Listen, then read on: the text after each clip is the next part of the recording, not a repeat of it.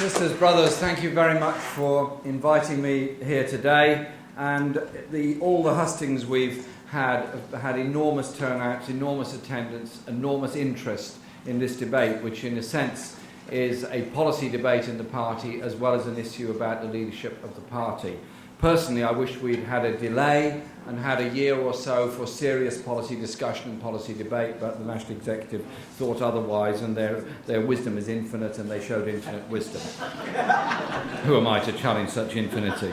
I am a former official of the National Union of Public Employees, which will immediately divide the audience between those that were once in now will go once in COSI and once in something else, but we can all be united on this occasion, I'm absolutely sure. And all of my political life, trade unions have been under attack in one form or the other by a consortium of employers, by the Tory party, by sections of the media. The whole principle of union organisation has always been under threat.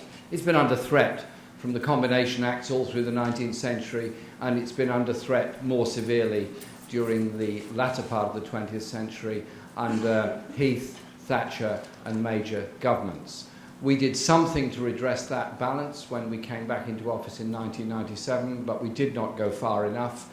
And trade union rights, right to strike, protection of trade union funds, protection of trade union activity, right of assembly, right of sympathetic strike action are all severely curtailed and limited in British law.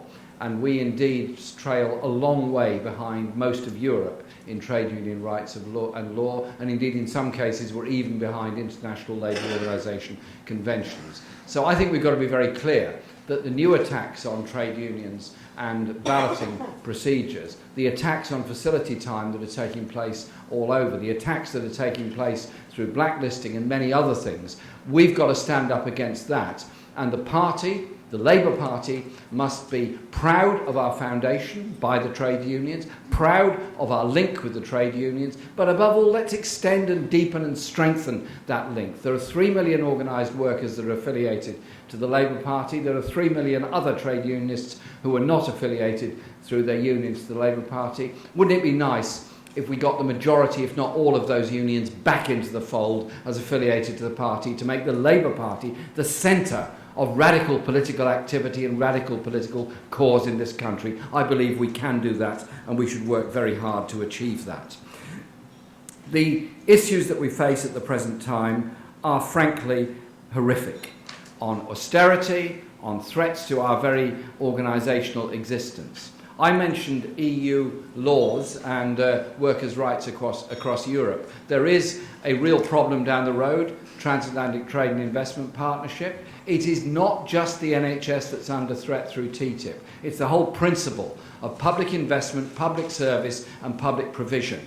That is what that trade treaty is about. It's about a race to the bottom. It's the lowest common denominator on either side of the Atlantic that we're going to have foisted upon us. A treaty done in secret to empower global corporations. I think we should have none of it. It is possible to undertake trade treaties that protect trade union rights, that protect people, that eliminate poverty and all those things. It's possible to do that. I've got 21 seconds left. I'll just say this.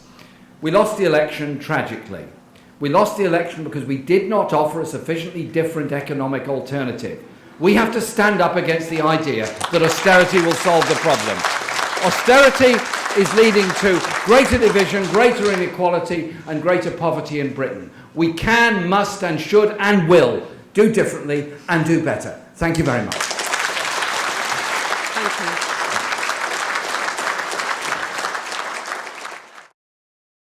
Thanks very much for great questions and great discussion today. We're embarking on another 5-year attack on everything that we believe in by this government. We had it with the coalition, we've now got it with them.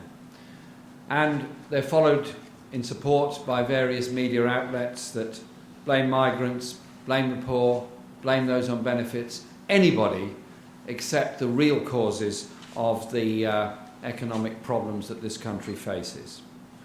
The budget next week is going to be horrific, accompanied by a further 12 billion cut in the welfare budget, and I suspect a great deal more privatisation and further cuts in many, many government departments, and local government will probably bear the brunt of the worst cuts of all, with more privatisation, more contracting out, more short-term working and more insecurity in jobs.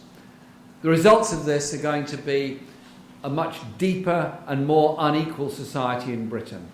We already are the most unequal society in Europe. We already have an unprecedented number of people, almost unprecedented number of people living in desperate and deep poverty, and that poverty is getting worse. Ian Duncan Smith's solution to the problem of child poverty is to redefine it. So you keep changing the goalpost so it looks different. The reality is they're not going to do anything about child poverty. We have to do something about it. The last Labour government made some good steps in that direction. We've got to go a lot further and be prepared to stand up for equality of opportunity in our society and a welfare state that means exactly that. Therefore, we have to challenge the whole notion of what austerity is about. We can unite people on that, as we did on the march, as we did on all our demonstrations. But we have to do things collectively as a party, as a union. And Tony Benn once said, the best leaders are those you don't remember because we did it ourselves. Thank you.